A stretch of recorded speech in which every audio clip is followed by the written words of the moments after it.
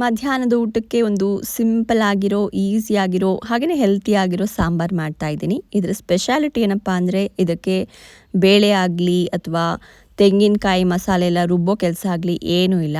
ತುಂಬ ಈಸಿಯಾಗಿ ಮಾಡ್ಕೋಬೋದು. ಒಂದು ಅರ್ಧ ಕಪ್ಪಷ್ಟು ಅಲಸಂದೆ ಕಾಳನ್ನು ರಾತ್ರಿಯೇ ನೀರಲ್ಲಿ ನೆನೆಸಿಟ್ಟಿದ್ದೆ.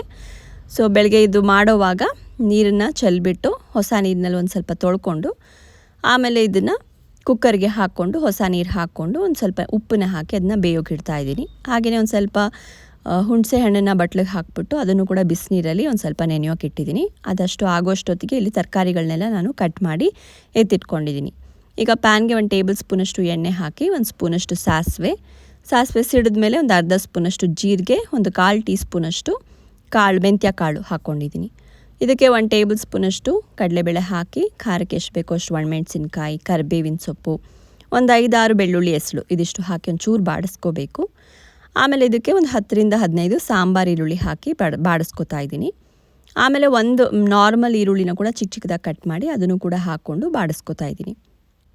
ಸಾಂಬಾರು ಈರುಳ್ಳಿ ಇಲ್ಲ ಅಂದರೆ ನಾರ್ಮಲ್ ಈರುಳ್ಳಿನೇ 2 ಹಾಕ್ಕೋಬೋದು.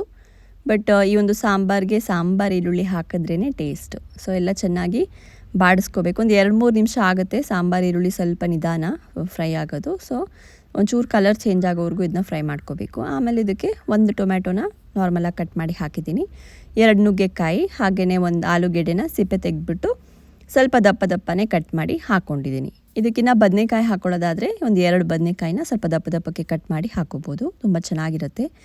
ಇರಲಿಲ್ಲ ಅಂತ ನಾನು ಬದನೆಕಾಯಿ ಹಾಕಿಲ್ಲ. ಆಲೂಗೆಡ್ಡೆ ಬದನೆಕಾಯಿ ಇದೆಲ್ಲ ಒಳ್ಳೆ ಕಾಂಬಿನೇಷನ್, ಹಾಕಿದ್ರೆ ತುಂಬ ಚೆನ್ನಾಗಿರುತ್ತೆ.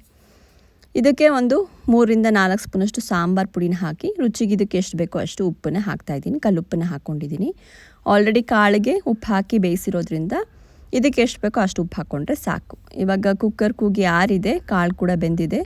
ಸೊ ಒಂದು ಕಾಳನ್ನ ತೊಗೊಂಡು ಬೆರಳು ಮಧ್ಯೆ ಪ್ರೆಸ್ ಮಾಡಿದ್ರೆ ನಿಮ್ಗೆ ಗೊತ್ತಾಗುತ್ತೆ ಬೆಂದಿದೆಯೋ ಇಲ್ವೋ ಅಂತ. ಸೊ ನೀರು ಸಮೇತನೇ ನಾನು ಹಾಕ್ತಾಯಿದ್ದೀನಿ. ಇದಕ್ಕೆ ಎಲ್ಲ ಚೆನ್ನಾಗಿ ಮಿಕ್ಸ್ ಮಾಡ್ಕೋಬೇಕು. ಆಮೇಲೆ ಇದಕ್ಕೆ ಹುಣಸೆ ಹಣ್ಣು ಏನು ನೆನೆಸಿದ್ದೀವಲ್ಲ ಅದನ್ನು ಕಿವುಚ್ಕೊಂಡು ಆ ರಸನ ಹಾಕ್ಕೋಬೇಕು. ಎಷ್ಟು ನಿಮಗೆ ಹುಳಿ ಬೇಕೋ ಅದ್ರ ಪ್ರಕಾರ ನೀವು ಹುಣಸೆ ಹಣ್ಣನ್ನು ನೆನೆಸ್ಕೋಬೋದು. ಬಿಸಿನೀರಲ್ಲಿ ನೆನೆಸಿದ್ರೆ ಬೇಗ ಅದು ರಸ ಬಿಟ್ಕೊಳ್ಳುತ್ತೆ, ಹಾಗಾಗಿ ಅಷ್ಟೇ. ಸೊ ಇವಾಗ ಇದನ್ನು ಹಾಕಿ ಎಲ್ಲ ಚೆನ್ನಾಗಿ ಮಿಕ್ಸ್ ಮಾಡಬೇಕು. ಇನ್ನು ನಿಮಗೆ ಕನ್ಸಿಸ್ಟೆನ್ಸಿ ಥಿಕ್ನೆಸ್ ಬೇಡ, ಇನ್ನು ಸ್ವಲ್ಪ ಜಾಸ್ತಿ ತೆಳು ಬೇಕು ಅಂದರೆ ನೀರು ಜಾಸ್ತಿ ಹಾಕೋಬೋದು. ನಾನಿನ್ನೇನು ಎಕ್ಸ್ಟ್ರಾ ನೀರು ಹಾಕಿಲ್ಲ. ಇವಾಗ ಹುಣಸೆಹಣ್ಣು ರಸ ಹಾಗೆಯೇ ಕಾಳು ಬೇಯಿಸೋಕ್ಕೇನು ನೀರು ಬಳಸಿದ್ನಲ್ಲ ಅದನ್ನು ಹಾಕ್ಕೊಂಡಿದ್ದೀನಿ ಅಷ್ಟೇ, ಇನ್ನೇನು ಎಕ್ಸ್ಟ್ರಾ ನೀರು ಹಾಕಿಲ್ಲ. ನಿಮಗೆ ಬೇಕು ಅಂದರೆ ನೀವು ನೋಡ್ಕೊಂಡು ತೆಳ್ಳಗೆ ಬೇಕು ಸ್ವಲ್ಪ ಸಾಂಬಾರು ಅಂದರೆ ನೀರು ಹಾಕೋಬೋದು. ಇದನ್ನು ಒಂದು 10 ನಿಮಿಷ 10ರಿಂದ 12-13 ನಿಮಿಷದ ತನಕನೂ ಮೀಡಿಯಮ್ ಉರಿನಲ್ಲಿ ಕುದಿಸ್ಕೋಬೇಕು. ಇವಾಗ ಬೆಂದಿದೆಯಾ ತರಕಾರಿ ಅಂತ ಆಲೂಗೆಡ್ಡೆ ಚೆಕ್ ಮಾಡ್ತಾಯಿದ್ದೀನಿ ಫೋರ್ಕ್ ಹಾಕಿ.